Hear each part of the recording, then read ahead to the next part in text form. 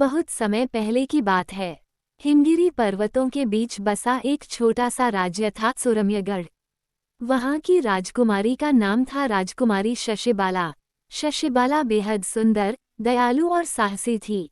उसके पिता राजा महेंद्र सिंह अपनी बेटी से बहुत प्रेम करते थे, लेकिन शशिबाला का मन महलों की चकाचौंध से दूर प्रकृति की गोद में ही बसता था। राजकुमारी को जंगलों में घूमना, पक्षियों की आवाज सुनना और नदियों के किनारे बैठकर चांदनी रात में गीत गाना बहुत पसंद था। एक दिन वह महल के पीछे लगे घने जंगल में अकेली ही चली गई। चलते चलते वह बहुत दूर निकल गई, जहां पहले कभी कोई नहीं गया था। वहां उसने एक घायल हिरन को देखा। हिरन का रंग दूध जैसा सफेद था और उसके सींगों पर सुनहरी रोशनी चमक रही थी। राजकुमारी ने कभी ऐसा अद्भुत प्राणी नहीं देखा था। वह जल्दी से उसके पास गई। उसने देखा कि हिरन के पैर में कांटा चुभा था और खून बह रहा था। शशिबाला ने अपनी चुनरी फाड़कर हिरन के घाव को बांधा और कांटा निकाल दिया। हिरन की आंखों में जैसे चमक लौट आई।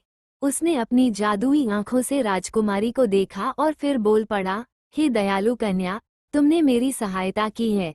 मैं कोई साधारण हिरन नहीं, बल्कि हिमगिरी का रक्षक हूँ। मैं तुम्हें एक वरदान दूंगा।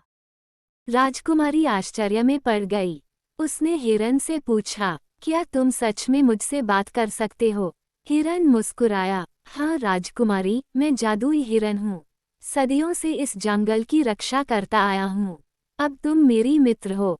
बताओ, तुम्हारी कोई इच्छा? राजकुमारी ने कुछ सोचा और बोली, मुझे किसी खजाने की इच्छा नहीं। मैं चाहती हूँ कि मेरे राज्य में कभी भी अकाल ना पड़े, जंगल हरे भरे रहें और मेरे लोग सदा खुश रहें। हिरन ने अपनी सींगों से आकाश की ओर देखा और जोर से बांसुरी जैसी आवाज निकाली।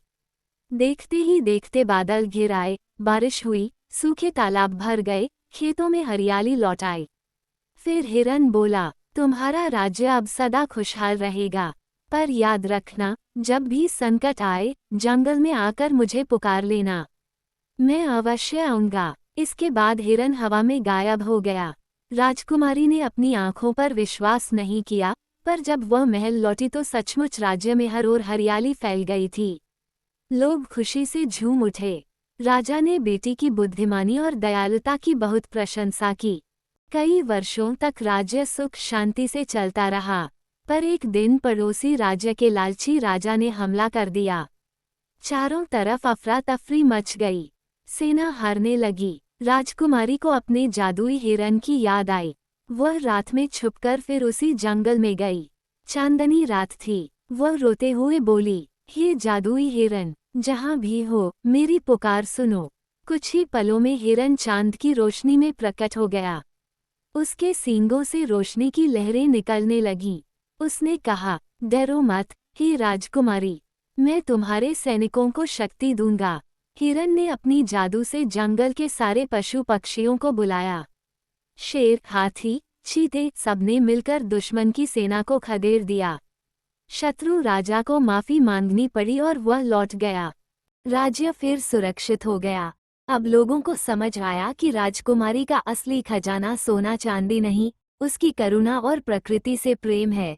जादुई हिरन फिर से अदृश्य हो गया, पर उसने जाते जाते कहा, जब तक इस जंगल को कोई हानि नहीं पहुंचाएगा, मैं यहीं रहूंगा और तुम्हारे राज्य की रक्षा करूंगा।